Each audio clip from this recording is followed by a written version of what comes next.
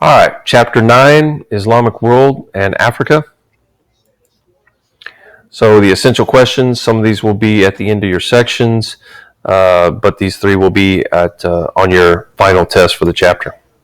So what are the major beliefs of Islam? What were the political, economic, and social effects of the spread of the Islamic culture? And what were the major civilizations of Africa in this period?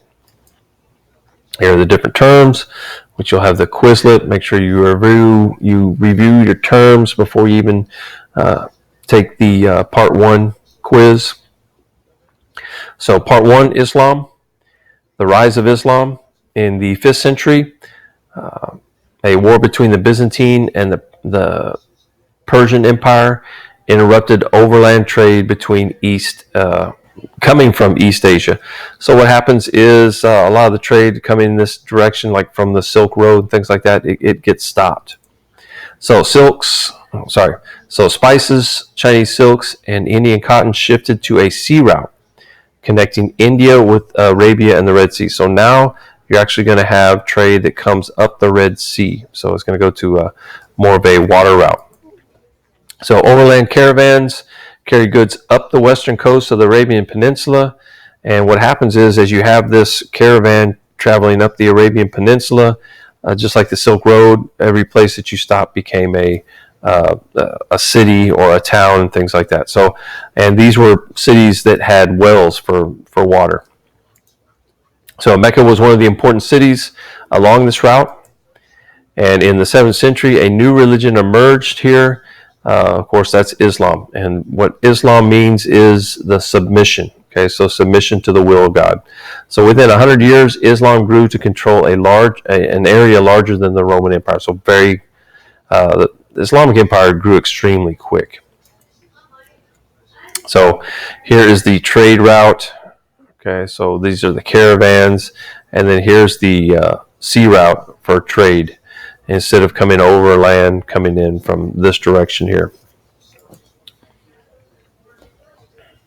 And this is the mosque in Mecca. So Muhammad, who is the prophet of Islam. Okay, so Islam was founded by Muhammad. He was born in 570. He worked in Mecca as a merchant and a shepherd. He had a religious nature, and he often meditated in a nearby cave. So one day Muhammad had a vision of that the angel Gabriel commanded him to convert the Arab tribes, which were several different ones, who believed in many different gods, so they were polytheistic, to believe in the one single God known in Arabic as Allah. So Allah was the same God worshipped by the Jews and the Christians. So after his visions, Muhammad started to preach belief in Allah to his neighbors in Mecca. And what happens is some of the merchants actually get upset. He's gaining too much power. He has all this influence. So fearing for his life, because the merchants were going to kill him, Muhammad flees to the city of Medina in 622. This actually starts the Muslim calendar. And in Medina, he continues to preach, and he becomes a very important or popular religious leader. So he gathered an army to retake Mecca in what was called jihad, another holy war now. And in 632, 2 years after recapturing Mecca, Muhammad became ill and died. So by the time of his death, most of the tribes in the Arabian Peninsula had all united and converted to Islam. So the reason that the depictions of Muhammad are often, the reason that you don't have actual paintings of Muhammad's face is, it's considered a sin. So according to their faith, he was just a human. He was not a god. So they didn't want to show his face and have people worship him as a god. So in other words, they just wanted to say, hey, this was a normal man.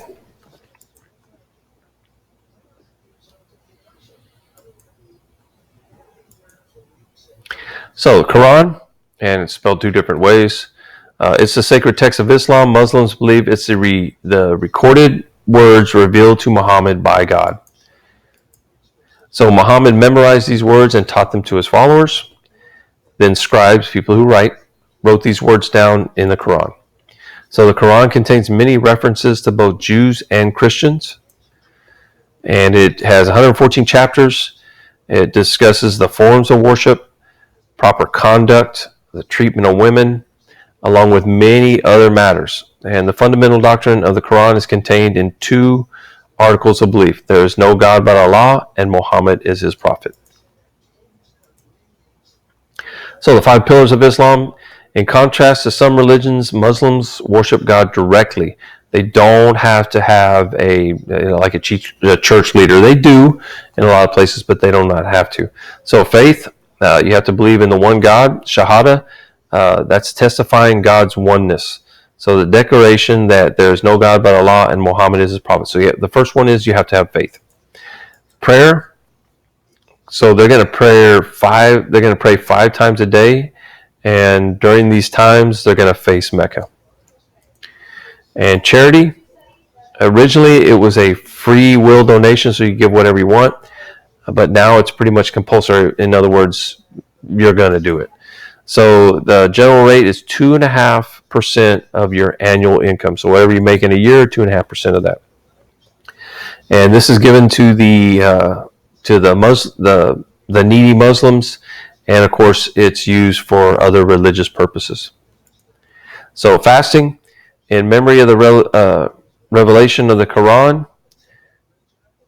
during the month of Ramadan, you have a fast. So in other words, during daylight, so from sunup to sundown, they do not eat. So those who have medical exemptions and etc., they can fast at another time. And then pilgrimage. So every Muslim man and woman, if you can, if physically and economically able, should try to make a pilgrimage to Mecca at least once in their lifetime. Some go every year. And during this pilgrimage, you refrain from sex, you refrain from cutting your hair, you refrain from jewelry, you refrain from arguing, a lot of the different things that you shouldn't be doing anyways. So the importance of the Kaaba is part of the pilgrimage. That's where they're going. So they're going to see the Kaaba stone, which is that kind of that square thing that you saw in some of the pictures earlier. And this is an association with Abraham, the same Abraham that's in the Christian and the Jewish Bible, Hagar and Ishmael. So this makes up the basic religious duties that all Muslims must fulfill. And in doing so, Muslims strengthen their faith in God. It's also pilgrimage also, pays homage to Muhammad. Here's the 5 pillars of Islam.